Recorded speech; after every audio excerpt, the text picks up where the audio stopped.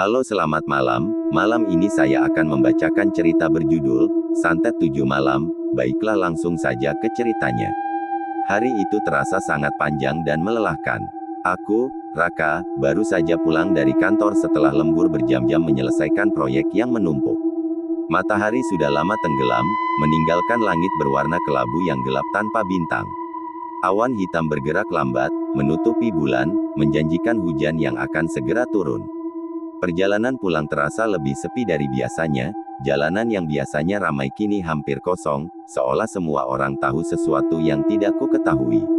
Angin berhembus kencang, menerbangkan dedaunan kering dan membuatnya berputar-putar di udara seperti tarian hantu. Aku memarkir mobil di garasi dan bergegas masuk ke dalam rumah. Begitu pintu tertutup, aku langsung merasakan sesuatu yang aneh. Suasana rumah terasa berbeda, lebih dingin, lebih sunyi dari biasanya, seolah ada yang mengawasiku dari dalam kegelapan. Aku meletakkan tas kerjaku di kursi dan berjalan ke dapur untuk mengambil air minum. Lampu dapur berkedip beberapa kali sebelum akhirnya menyala sempurna, membuat bayanganku bergerak aneh di dinding. Dari jendela, aku melihat kilat menyambar di kejauhan, diikuti suara gemuruh yang menggelegar seolah marah pada dunia. Hujan mulai turun, pertama-tama rintik-rintik, lalu semakin deras, menghantam atap dan jendela dengan suara yang nyaris memekakkan telinga. Setelah minum, aku memutuskan untuk mandi air hangat untuk menghilangkan lelah. Suara air yang mengalir dari shower hampir menenggelamkan suara hujan di luar, tapi di sela-sela suara air, aku mendengar sesuatu yang lain, sesuatu yang tidak seharusnya ada. Suara langkah kaki di lorong, pelan tapi jelas. Aku mematikan air dan mendengarkan dengan seksama, jantung berdebar sedikit. Hanya suara hujan yang terdengar. Mungkin hanya imajinasiku karena kelelahan, ku bujuk diri sendiri. Setelah mandi, aku memakai baju hangat dan duduk di ruang keluarga. Aku menyalakan TV untuk menemani makan malam, tapi siaran tampak terganggu oleh badai. Layar TV berkedip-kedip, menunjukkan gambar yang tidak jelas disertai suara desis statis yang menusuk telinga. Adegan-adegan aneh muncul sebentar kemudian menghilang, seperti wajah-wajah menangis dan bayangan-bayangan bergerak. Akhirnya aku mematikan TV dan memutuskan untuk langsung tidur, harapanku adalah bangun besok dengan perasaan lebih baik. Tiba-tiba, tanpa peringatan, lampu di ruangan berkedip-kedip lalu padam total. Listrik padam. Aku menghela napas, meraba-raba dalam gelap untuk mencari lilin dan korek api yang biasanya tersimpan di laci meja. Setelah beberapa saat meraba dengan tangan gemetar, aku berhasil menyalakan beberapa lilin yang menyebarkan cahaya redup ke seluruh ruangan, menciptakan bayangan-bayangan yang menari-nari di dinding. Dari luar, suara hujan semakin menjadi-jadi, seolah ingin menerobos masuk. Angin berhembus kencang, membuat ranting-ranting pohon di halaman bergesekan dengan jendela, menciptakan suara seperti cakaran yang mengiris udara. Aku mencoba menelepon perusahaan listrik, tapi sinyal ponsel hilang sama sekali. Aku benar-benar terisolasi, terputus dari dunia luar. Aku duduk di sofa, mencoba untuk tetap tenang dengan menarik napas dalam-dalam. Tapi kemudian, suara itu mulai lagi. Langkah kaki, kali ini lebih jelas, lebih dekat. Seperti seseorang berjalan bolak-balik di lorong depan kamar tidur dengan langkah teratur. Aku berdiri perlahan, mengambil penyangga lilin dengan tangan gemetar, dan berjalan menuju sumber suara, setiap langkah terasa berat. Ada siapa di sana? Panggilku, suaraku bergetar tak terkendali. Tidak ada jawaban, hanya suara hujan yang terus-menerus dan suara langkah kaki yang sekarang terdengar semakin cepat. Aku berjalan menyusuri lorong yang gelap, penyangga lilin di tanganku bergetar membuat bayangan bergoyang tak menentu. Cahaya lilin menari-nari di dinding, menciptakan bayangan-bayangan aneh yang seolah bergerak sendiri, membentuk bentuk-bentuk yang tidak wajar. Saat aku sampai di ujung lorong, tidak ada siapa-siapa di sana, hanya kegelapan yang menyelimuti. Aku memeriksa setiap kamar dengan hati-hati, membuka pintu perlahan-lahan, tapi semuanya kosong. Mungkin memang hanya suara angin atau rumah yang berderak karena badai, ku bujuk diri sendiri yang semakin panik. Aku kembali ke ruang keluarga, mencoba untuk menenangkan diri dengan duduk kembali di sofa. Tiba-tiba, tanpa alasan yang jelas, semua lilin padam sekaligus. Seperti ada yang meniupnya dari jarak jauh. Aku terjebak dalam kegelapan total yang pekat, tidak bisa melihat apapun. Jantungku berdebar kencang, suaranya terdengar di telingaku sendiri. Aku meraba-raba mencari korek api ketika terdengar suara bisikan pelan di telingaku, begitu dekat seolah ada yang berdiri tepat di belakangku. "Kami di sini," bisik suara itu, dingin dan tidak bernyawa. Aku berputar cepat, tapi tidak ada siapa-siapa. Aku menyalakan korek api dengan tangan gemetar, hampir menjatuhkan korek api karena ketakutan. Begitu lilin menyala, aku melihat sesuatu yang membuat darahku membeku, membuat napas tersangkut di tenggorokan. Di seberang ruangan, berdiri seorang anak kecil dengan pakaian putih yang terlihat tua dan usang. Wajahnya pucat tidak wajar, matanya kosong dan hitam seperti lubang. Dia menatapku tanpa berkedip, tanpa ekspresi. Aku terpana, tidak bisa bergerak atau berteriak, tubuhku terasa beku. Siapa kamu?" Akhirnya berhasil aku keluarkan dari mulutku, suara parau dan bergetar. Anak itu hanya mengangkat tangan lambat laut dan menunjuk ke belakangku dengan jari yang pucat. Aku berbalik dengan cepat, tapi tidak melihat apa-apa selain kegelapan. Ketika aku menengok kembali, anak itu sudah menghilang, seolah menguap begitu saja. Aku berdiri terpaku beberapa saat, tidak tahu harus berbuat apa. Perlahan, aku berjalan menuju tempat anak itu tadi berdiri, lutut terasa lemah. Lantai terasa dingin menusuk di bawah kakiku yang telanjang. Saat aku sampai di sana, aku melihat sesuatu di lantai, sebuah boneka kayu kecil dengan pakaian usang dan wajah yang dicat sederhana. Aku memungutnya dengan hati-hati. Boneka itu terasa dingin dan lembab, seolah baru saja dari luar. Tiba-tiba, matanya terbuka dengan mekanisme yang berderak, menunjukkan bola mata hitam yang kosong dan mengerikan. Aku menjatuhkan boneka itu dengan terkejut, jantung berdebar kencang. Suara tangisan anak kecil tiba-tiba terdengar dari atas. Dari loteng. Tangisan itu pelan tapi jelas, menusuk langsung ke tulang tengkorakku, penuh dengan keputusasaan dan kesedihan yang mendalam.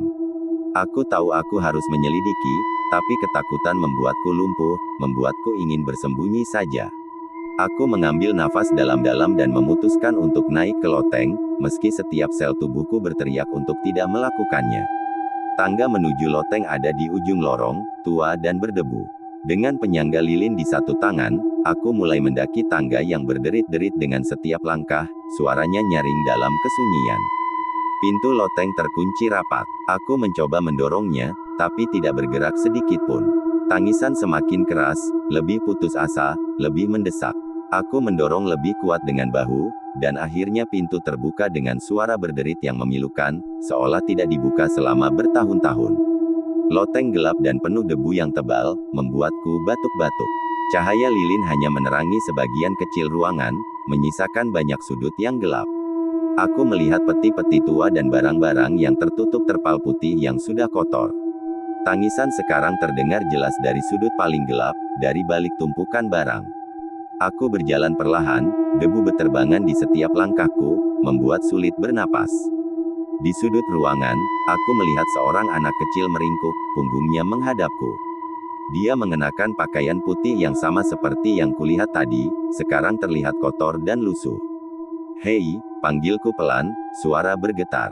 "Kamu baik-baik saja? Butuh bantuan?" Anak itu berhenti menangis dan perlahan mulai berbalik, gerakannya kaku dan tidak wajar. Aku menahan nafas, tidak tahu apa yang akan kulihat, siap untuk lari jika diperlukan. Tapi sebelum dia sepenuhnya berbalik, semua lilin padam lagi secara bersamaan.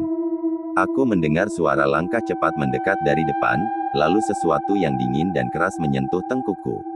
Aku berteriak ketakutan dan terjatuh ke belakang, kepala membentur lantai dengan keras. Ketika aku membuka mataku, aku sudah kembali di ruang keluarga. Lilin menyala lagi seperti biasa. Seolah tidak terjadi apa-apa. Tapi sesuatu yang lain telah berubah, suasana terasa lebih berat. Di setiap jendela, aku melihat bayangan-bayangan orang berdiri. Puluhan bayangan, semuanya menatap ke dalam, menatap langsung padaku dengan intensitas yang mengerikan. Aku berjalan mendekati jendela terdekat dengan hati-hati, tapi begitu aku mendekat, bayangan-bayangan itu menghilang begitu saja, seolah hanya ilusi. Tiba-tiba, telepon rumah berdering. Suaranya nyaring, memecah kesunyian yang mencekam. Aku terkejut. Telepon itu seharusnya tidak bekerja saat listrik padam, tapi deringannya terus berbunyi tanpa henti. Aku mengangkat telepon dengan hati-hati, tangan masih gemetar. Halo, ada yang bisa saya bantu? Di ujung lain, hanya ada suara napas berat dan terputus-putus, tidak wajar. Lalu sebuah suara parau berbisik pelan, dia ada di belakangmu. Jangan menoleh. Aku berbalik cepat karena panik, tapi tidak ada siapa-siapa. Ketika aku kembali ke telepon, suara di ujung lain sudah berubah menjadi tawa cekikikan yang gila dan tidak waras, membuat bulu kuduk berdiri.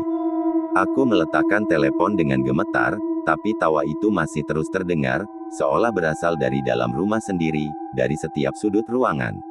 Aku menutup telinga erat-erat, mencoba memblokir suara itu, tapi semakin keras aku menutup, semakin keras tawa itu terdengar, seolah berasal dari dalam kepalaku sendiri. Lampu tiba-tiba menyala terang, membuatku silau. Listrik kembali. TV menyala sendiri, menunjukkan saluran statis dengan suara desis yang keras dan menusuk.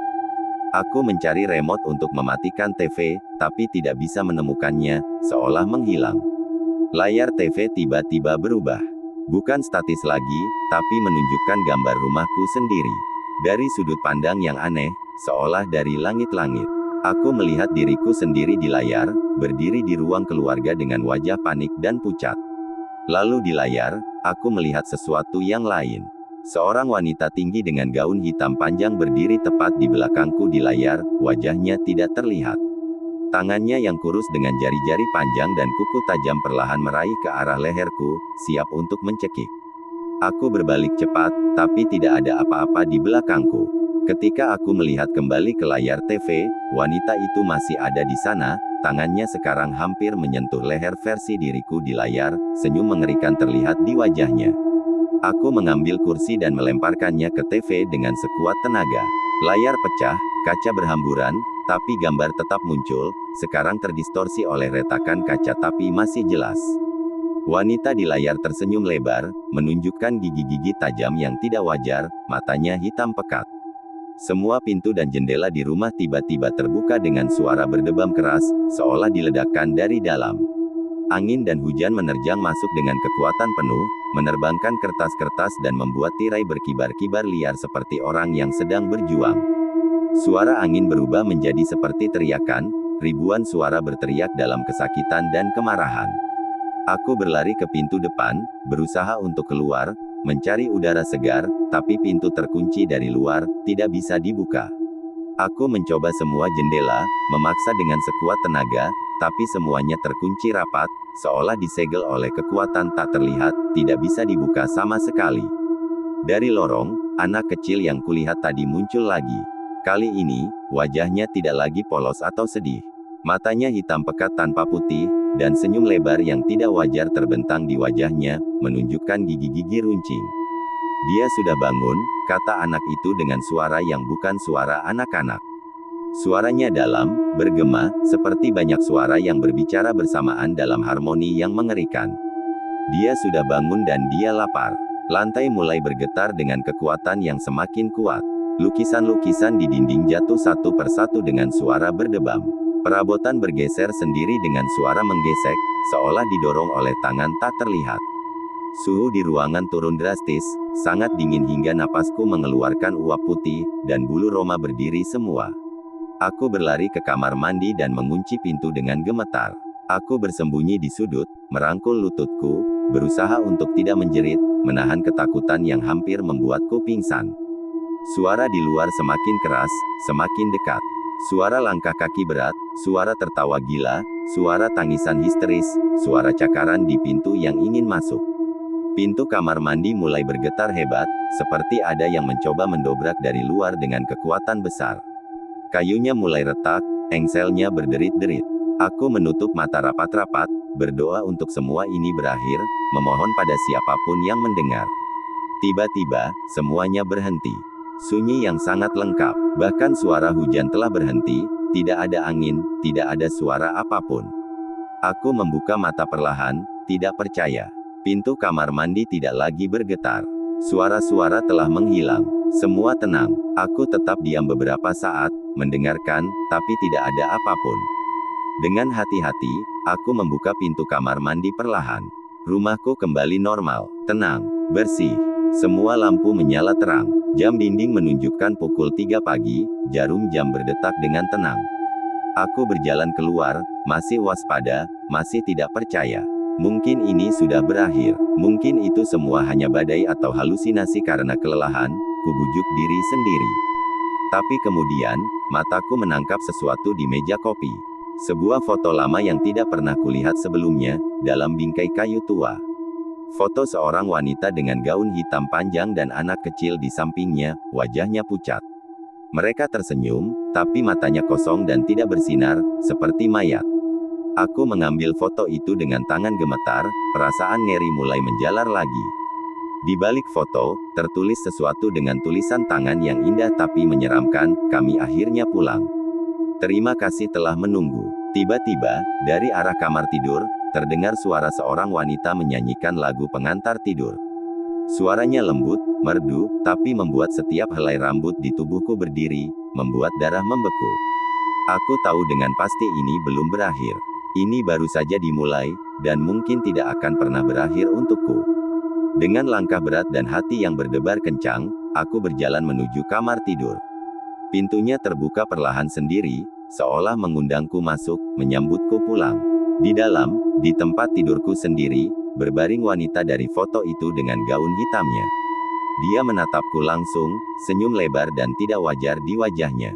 Anak kecil duduk di sampingnya, memegang boneka kayu yang kulihat tadi, juga tersenyum dengan cara yang sama.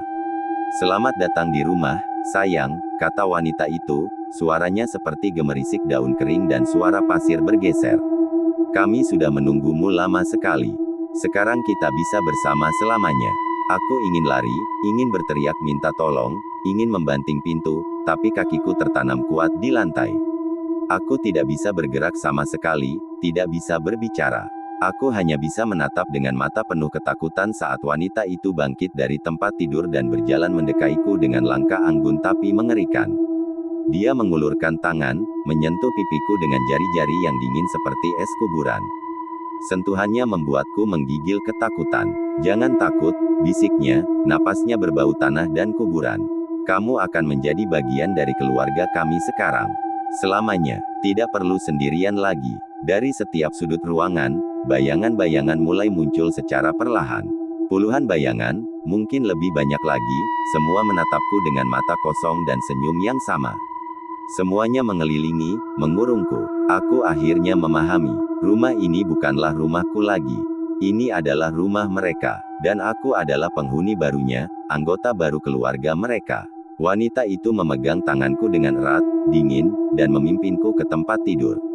Aku tidak melawan. Aku sudah terlalu lelah untuk melawan, terlalu lelah untuk takut. Tubuhku bergerak mengikutinya dengan patuh.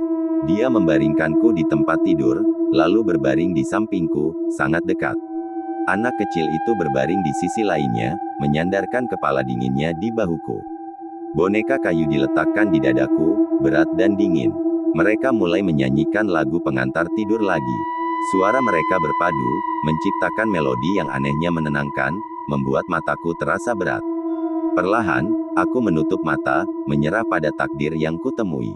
Untuk terakhir kalinya, dan dalam kegelapan di balik kelopak mataku, dalam detik-detik terakhir kesadaranku, aku tahu satu hal pasti dengan sangat jelas.